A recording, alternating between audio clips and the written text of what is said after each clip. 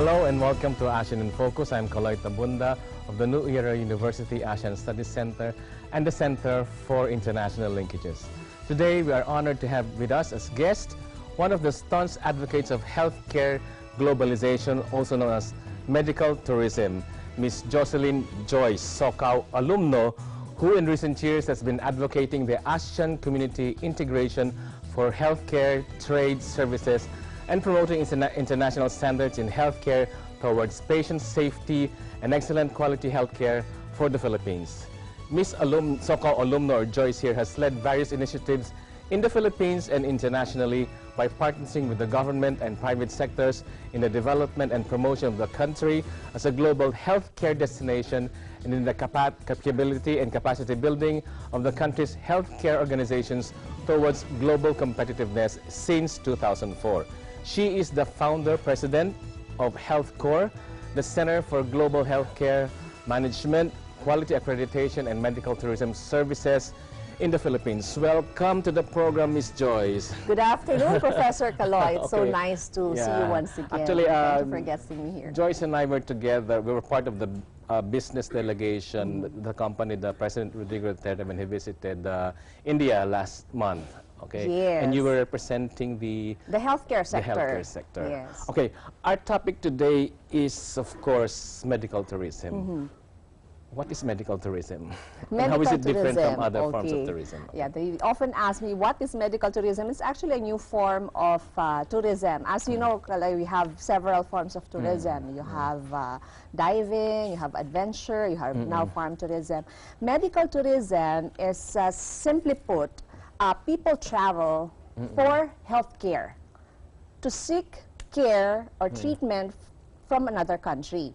So the intention and the motivation is not like when you go to a place and then you just would like to enjoy or have a vacation. Okay. This one, the primary motivation is that for them to seek healthcare in another country because that treatment is not available or sometimes it becomes very expensive in their own country. So technically there are patients, Yes, they health are patients. going to another country to seek medical treatment.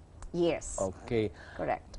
But we call it medical tourism because tourism is going from one country to another. Yes, you know, in some form they call it healthcare travel or medical travel because they say that sometimes the patient is too sick that he will not be able to actually go around the places. No? But travel, then yes. what we wanted really are those patients who will also at the same time try to see the other places in the country while they are having their treatment. Also, there are patients. Yeah, that's why it's medical tourism. And tourists. Okay, yes. so they can go around the. They can go around the Philippines, the destination, Okay. and spend their dollars here. Exactly. That's why they will be spending more than the regular tourists that we call it. Okay. I read in an article once that we are, I think, ranked one of the top 8 in the world when it comes to medical tourism. Is this still true today?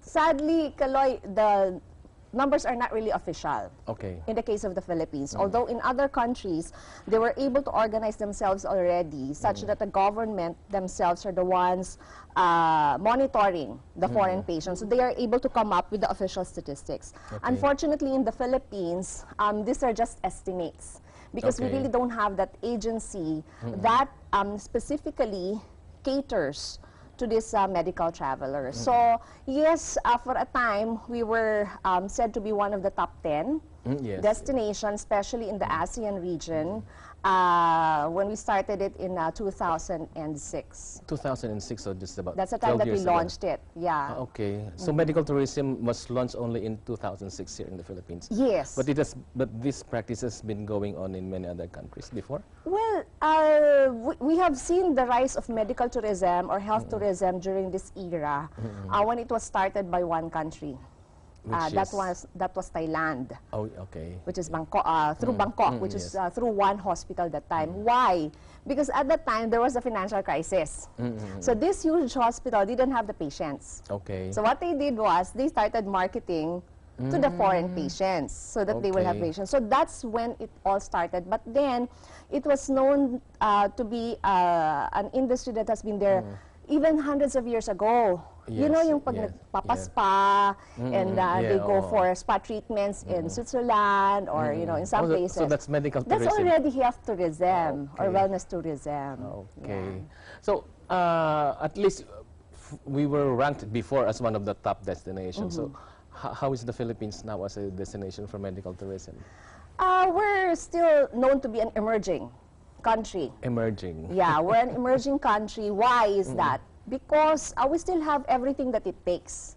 All the elements, all the ingredients to become a leading healthcare destination. What are those elements? Elements would be, number one, foremost of that is quality healthcare service. When you say quality healthcare service, you refer to the medical professionals, the professionals, and the facilities, the hospitals, the standards, and the clinical outcomes. So we are up there. We are, I would say, our doctors and our hospitals are good, but then comparatively with other countries, we still lack those internationally accredited hospitals. That's why we're actually promoting for the quality accreditation seal, because this is what will actually, you know, somehow equal the playing game, because there are international standards that are being practiced or observed in other countries. So these are regulated or accredited by an international society for quality in healthcare. And one of them will be Joint Commission International, Accreditation Canada. So these are the standards that should be implemented. Unfortunately, in the Philippines, we only have about 14 hospitals that have been internationally accredited. 14 hospitals, and they are all private, I suppose. Except for one, which is Philippine Heart Center. Okay. They got accreditation Canada. So, see, Kaloy, when you see, with the moment that you find that international seal, somehow it gives you that confidence that they met a certain level of standards, just like ISO. Yeah, okay. Right? So that's what we are lacking in many of the hospitals. That's why it's difficult to market the Philippines at the moment to the foreign patients, because they do not see that international seal in many of our hospitals here. Okay. When we come back, we will talk more about those elements that are needed to qualify for accreditation in medical tourism. And we will talk about one of the issues today, the in Boracay. Oh, okay. Issue, okay? ASEAN in Focus will be back.